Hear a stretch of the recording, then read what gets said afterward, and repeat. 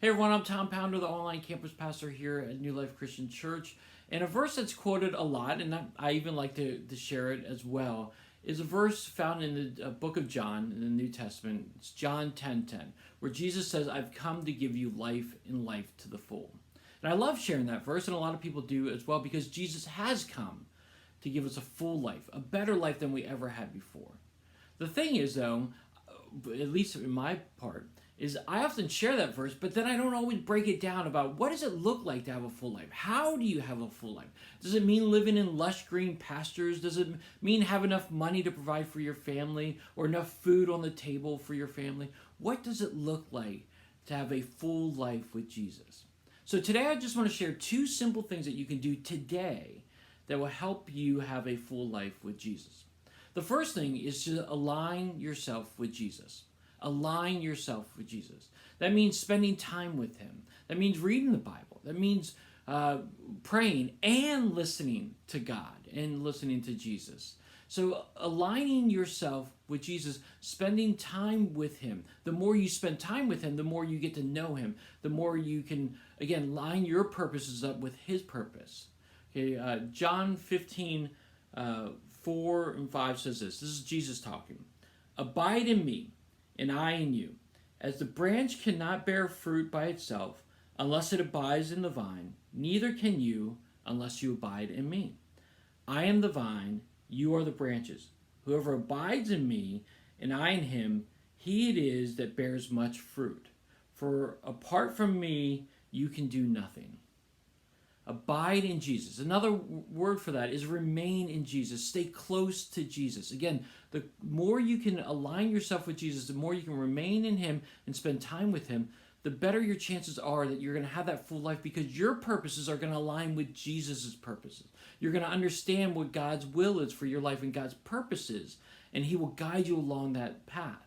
Again, you may read something in the Bible that guides you. You may spend time praying and listening, and God will guide you. The more time you make available to Jesus and spend time with him and abide in him and then be obedient to his will and his way, we're going to have that full life. We're going to experience life to the full.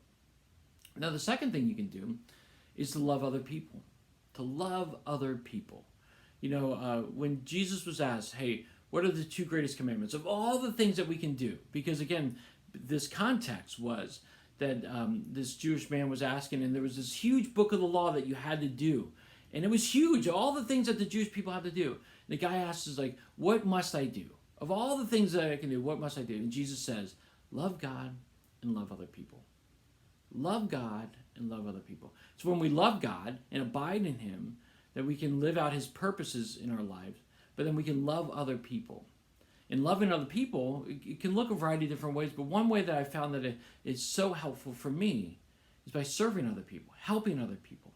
You know, my life changed when I went on a trip with a bunch of teenagers, and I got to help other people. And we helped this orphanage. And the reality is, what I experienced there was that although I had a good life, my life was fine up until that point. What gave me fulfillment, what gave me a full life at that moment, was that I helped other people, and I also attributed to helping Jesus. You know, we were doing a godly work there. We were on a mission to do godly work. And because of that, I had that fulfillment in my life. And seriously, every time that I help other people, every time that I serve them, it brings me fulfillment in life. And I love this verse found in Philippians 2 verses 3 and 4. This is Paul talking, the Apostle Paul talking. He says, "Do nothing from selfish ambition or conceit, but in humility can count others more significant than yourselves. Let each of you should look not only to his own interest, but also to the interest of others." Hey, here's reality. When we look at other people's interests, when we're looking to give of ourselves, we're more in tune to have a full life. It's always better to give than to get. I still love this when on Christmas, I like to get gifts, of course, but I find more joy and satisfaction seeing my own family open presents that I got them and realizing how much joy that brought them. Same way with helping other people. I find so much joy helping other people and seeing the joy in their faces. It brings me fulfillment. brings me satisfaction. And when you do it in a godly manner, it brings it even more real. So, if you want to have a full life, abide in Jesus. Stay close to him. Remain in him every single day so you can line yourself with his purposes. And then love other people, which means serving other people, helping other people, doing good to other people. Love them. Out of the love that you're getting from Jesus by abiding in him, you can give that to other people.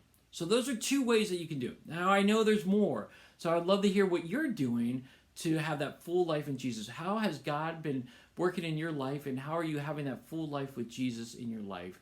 Hey, share it in the comment section below, or you can even email me, tomp@newlife.church. I would love to hear your stories today. And if you got any more questions about this, email me, tomp@newlife.church. I would love to talk to you more about this.